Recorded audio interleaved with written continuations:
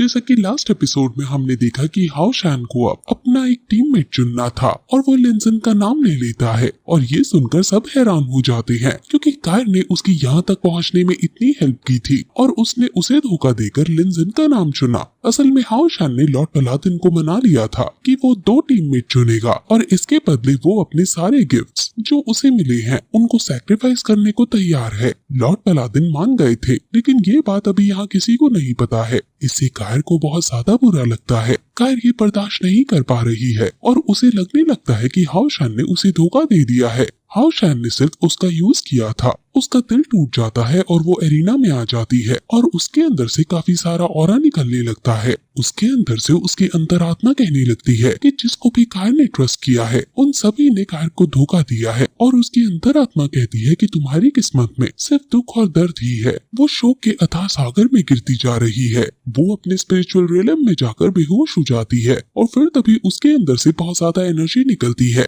ये power of incarnation है जो आउट ऑफ कंट्रोल जा चुकी है और ये हर जगह तबाही मचाने लगती है। एल्डर इसे रोकने की कोशिश करते हैं लेकिन ये उन्हीं को बैकफायर करेगी। हाओ शान भी वहाँ जाता है लेकिन वो उसे भी दूर फेंक देती है। ओल्ड बुली एल्डर अपनी ग्रेट ग्रैंड डॉटर जो कि कायर है उसे जब इस हालत में देखते हैं तो बचाने जाते हैं, लेकिन वो भी कुछ ज्यादा नहीं कर पा रहा है। उसे बहुत ज्यादा गुस्सा आ रहा है कि हाओ शान ने कायर का ये क्या हाल कर दिया है। वो कायर को बचाने की कोशिश करने लगते हैं वरना कायर मर जाएगी, लेकिन वो इसमें फेल हो जाते हैं और वहाँ लॉर्ड ऑफ लीग भी आते हैं। वो भी इसको नहीं रोक पा रहे हैं। ये एंशिएंट पावर ऑफ रीइंकार्नेशन है और इसे ये क्या डेमन लॉर्ड भी एक बार को डर जाएगा। ओल्ड एल्डर कहता है कि जल्दी से थ्रोन ऑफ सील को यहाँ से शिफ्ट कर देते हैं, लेकिन लॉर्ड ऑफ लीग मना कर देता है क्योंकि थ्रोन ऑफ सील कई लाखों लोगों की यहाँ रक्षा कर रहा है और वो उसे शिफ्ट नहीं कर सकते। कायर दर्द में तड़प रही है और एल्डर को कुछ समझ नहीं आ रहा कि वो क्या करे। हाओ शान भी वहाँ आकर उनकी मदद करने की कोशिश करता है, लेकिन वो हाओ शान पर ही हमला कर देते हैं और कहते हैं कि तुम्हारी वजह से कायर का ये हाल हुआ है।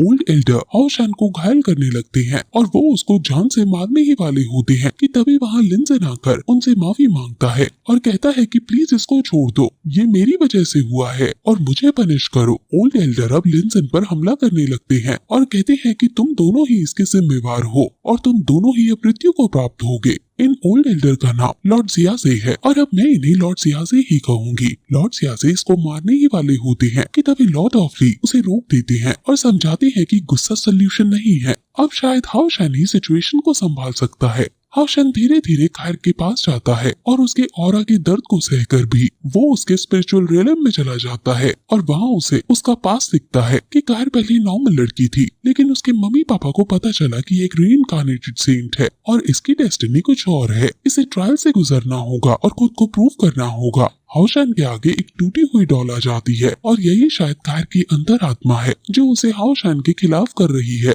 डॉल के आगे कायर बेहोश है और डॉल हाओ शान से कहती है कि सभी ने कायर का सिर्फ यूज किया है और अब कायर नहीं सहेगी। जिसने भी कायर का यूज किया है वो मरना डिजर्व करता है और वो ऐसा कहकर हाओ शान पर हमला कर देती है। हाओ शान भी अपनी तलवार के संग उस पर हमला कर देता है और कहता है कि मैंने इसको धोखा नहीं दिया है और न ही इसका यूज किया है। अब हाओ शान जैसे ही उसकी आंख फोड़ता है तो वो खुद थोड़ा अंधा होना शुरू हो जाता है और डॉल हंसते हुए बताती है कि हर बार जब भी तुम मुझे हिट करोगे तुम अपने 6 सेंसेस में से एक सेंसेस खो दोगे। तो अब क्या तुम्हें डर लगा? ये कितना दर्दनाक है ना। कोई भी अपने 6 सेंसेस को खोना नहीं चाहता, लेकिन इसलिए ही कायर इतनी स्ट्रॉन्ग है क्योंकि उसने ये सैक्रिफाइस किया। उसे हमेशा सहना ही पड़ा है कुछ ना कुछ। जैसे जैसे वो प्रैक्टिस करती गई वैसे वैसे उसका हर एक सेंस खोता गया। उसके सुनने की शक्ति, कुछ टेस्ट करने की शक्ति, दिखने की शक्ति, इसी तरह से ही ये इनकार्नेशन काम करती है। इसलिए ब्लेसिंग के साथ साथ एक कर्स भी है। अब वो तुम्हें माफ नहीं करेगी, तुमने उसका दिल तोड़ा है। हाओ शान कहता है कि मैं यहाँ माफी मांगने नहीं आया हूँ क्योंकि मैंने उसे धोखा नहीं दिया और चाहे मेरा हर एक सेंस क्यों ना खो जाए मैं तुम्हारी बातों से उसको निकाल कर रहूंगा और उसे सच्चाई बताऊंगा। ये सुनकर डॉल हैरान हो जाती है और फिर हाओ शान कम दिखते हुए भी डॉल पर अपनी तलवार से हमला कर देता है और उससे लंबी फाइट के बाद जान से मार डालता है। ये डॉल इविल थॉट का मेटाफर था जिसने एक फिजिकल रूप ले लिया था और हाओ शान ने इसे खत्म कर दिया है। हाओ शान जिसका हर एक सेंस धीरे धीरे जाता जा रहा रहा है। वो कायर के पास अब पहुंचने के लिए आगे बढ़ रहा है, लेकिन चलते चलते वो गिर जाता है और लेकिन वो कायर के बारे में सोचकर फिर से खड़ा होता है और कायर को जगाता है। कायर जागते ही उसके गले पर तलवार रख देती है और कहती है कि मुझे तुम्हें जब ही मार देना चाहिए था जब हम पहली बार मिले। तुमने मुझे धोखा देकर बहुत बुरा किया है।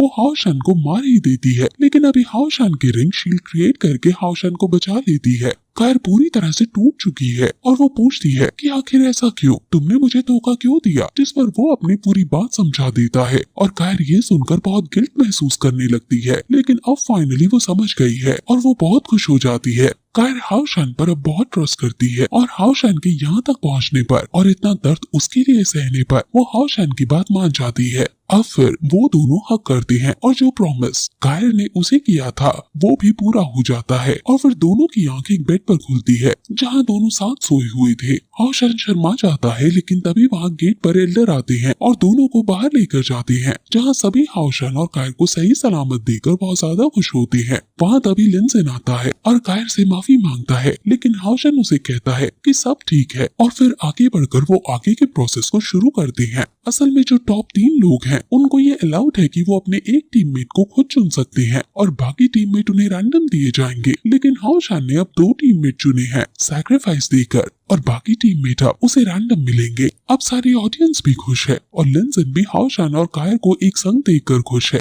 अब यांग बैंगसाओ की टीममेट चुनने की बारी आती है और वो चेरी को चुनता है, लेकिन चेरी खुद मना कर देती है। अब वो फिर वांग यी को चुन लेता है और थर्ड विनर मूनिंग भी अपने दोस्त दुआन यी को चुन लेता है और वो दुआन यी को लीडर भी बना देता है। अब इन्हें रैंडम टीममेट्स चुनने हैं और ये सभी सुप्रीम डिस्क ऑफ लाइट में चले जाते हैं ताकि वहाँ से ये रैंडम प्लेयर आ सकते हैं और जो भी रैंडम प्लेयर चुना जाएगा उसके पास मना करने का ऑप्शन नहीं होगा। हाओशान की टीम डेमन हंट टीम 1 है और अभी ये 3 लोग टीम में हैं। पहले इन्हें रैंडम फाइटर चुनना है और इनकी टीम में वॉरियर वैंग याओयाओ आती है, जिसे देखकर लिनसेन चढ़ जाता है क्योंकि उन्हें शील्ड वॉरियर मिला है जिसकी मेन पार्ट शील्ड नहीं है। अब इनकी टीम में रैंडम समनर आता है और चेरी इनकी टीम में आती है। अब लिनसेन चिढ़ जाता है क्योंकि चेरी कभी समन कर पाती है और कभी नहीं। चेरी और वैन दोनों को ही लिनसेन पर गुस्सा आने लगता है और वो लिनसेन को पीटने दौड़ते हैं, लेकिन हाओशान उन्हें रोक देता है। अब इन्हें हीलर चुनना है और लिनसेन का लक चमक जाए इसलिए वो अपनी लकी डॉल निकाल लेता है और उसकी हरकतों को देखकर एडमिन लिन को 10 मिनट के लिए म्यूट करने का डिसाइड करता है और उसके मुंह पर टेप बांधकर उसे बॉल के नीचे रख देते हैं।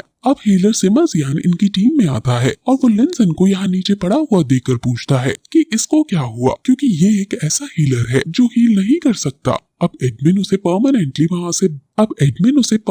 वहाँ से बैन करके हटा देते हैं। अब इनकी टीम रेडी हो चुकी है और अब ये लोग बाहर आते हैं और इनकी टीम को देखकर ऑडियंस हैरान हो जाती है क्योंकि इनकी काफी अजीब टीम है। अब ऐसे 10 टीम रेडी हो जाते हैं और एल्डर अनाउंस करते हैं कि 606 डेमन हंट टीम रेडी हो गई है और ये सभी डेमन हंट टीम का पार्ट है। एल्डर अब वहाँ हीरोइक स्टाइल को लाते हैं और कहते हैं कि ये लास्ट रिचुअल है जिसके बाद तुम मैनकाइंड के हीरो बन जाओगे। इस स्टील पर उन सभी वॉरियर के नाम हैं जो डेमन से लड़ने के लिए तैयार किए गए हैं और कई नाम ग्लो कर रहे हैं और कई नहीं। ग्लो कर रहे नाम अब भी जिंदा हैं और जो ग्लो नहीं कर रहे हैं वो शहीद हो गए हैं। और अब क्योंकि डेड टीम मैनकाइंड की हीरो है, इन्हें भी अब अपना नाम इस पर लिखना है ताकि ये सब भी अमर हो जाए हमेशा के लिए। हाओशान की टीम इस पर अपना सिग्नेचर करती है और ऑडियंस विश करती है कि ये नाम हमेशा ग्लो करते रहे। अब सभी उत्साह से मोटिवेशन कोट्स कहते हैं और हर तरफ पटाखे फूटने लगते हैं और ये 10 टीम अपने आगे की जर्नी के लिए एकदम तैयार हैं। अब थोड़ी देर बाद हम ओल्ड पलादिन को देखते हैं जो कुछ तैयारी कर रहे हैं